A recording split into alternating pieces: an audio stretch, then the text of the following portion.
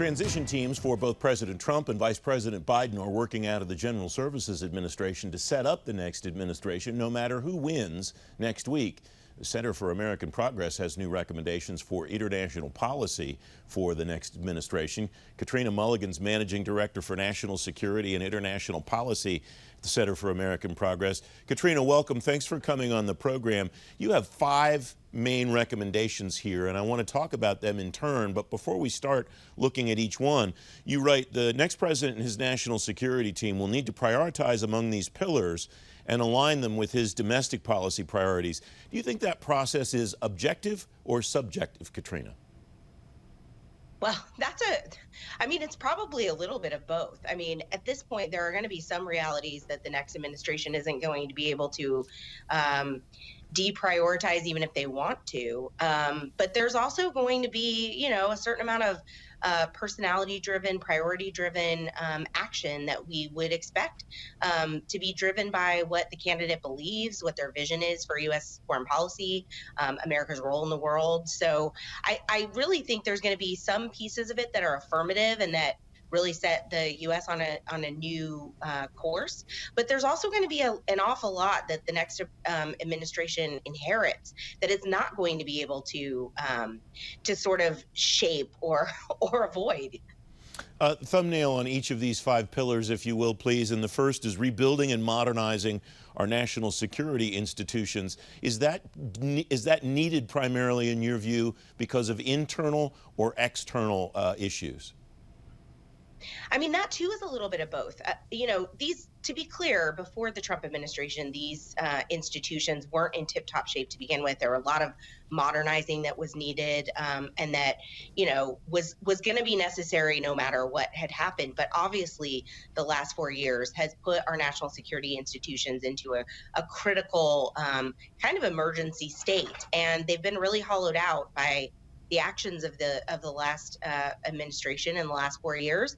And so there's no question that we are going to have to rebuild. We're going to have to restore trust with the federal workforce. We're going to have to restore some sense of norms around the way that our foreign policy institutions interact, and it's going to be a long road. The second one that you write about is living our democratic values at home and abroad, and prioritizing the defense of those values. What's necessary for the next administration to do, whether or not the president's reelected or Vice President Biden is elected? I mean, step number 1 is going to be restoring some of our democratic values and our commitment to our values at home. We aren't going to be able to project strength abroad and, help to shape, compete with China and make sure that we retain some semblance of a global international order if we don't at home get our arms around some of the abuses, what's happening at the southern border, the way that we're treating immigrants, the way that we're restraining people's ability to vote. So I think our democratic values abroad are going to have to begin with a really honest look at our democratic values and the way that we live them at home. The third pillar is ending the current wars responsibly and leading with diplomacy.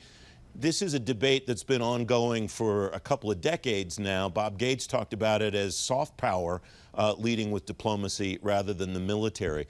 What do you think the gap has been between the discussion of it and the execution of it? Unfortunately, the gap's been pretty large, and I think we do have, a military first kind of foreign policy, and we have had that for some time. To some extent, it reflects what we resource and where we have our best and most ready capabilities. And so when you have them ready, you tend to use them as a tool of first resort instead of a tool of last resort. And that's what we've seen in our foreign policy over a number of years, not just in the last 4. But if we're going to end the wars and do so responsibly, we're going to have to recognize that merely withdrawing our troops and leaving conflict zones isn't in and of itself going to end those conflicts. Those conflicts can and will continue, and we've actually tried doing that once before in Iraq, and the consequences weren't weren't great and aren't something that we want to replicate. So we are going to have to really lean into our diplomatic capacity and rethink the way that we approach counterterrorism if we're going to really draw down in a way that doesn't come back to haunt us.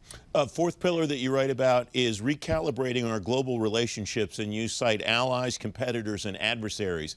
How would you prioritize those three?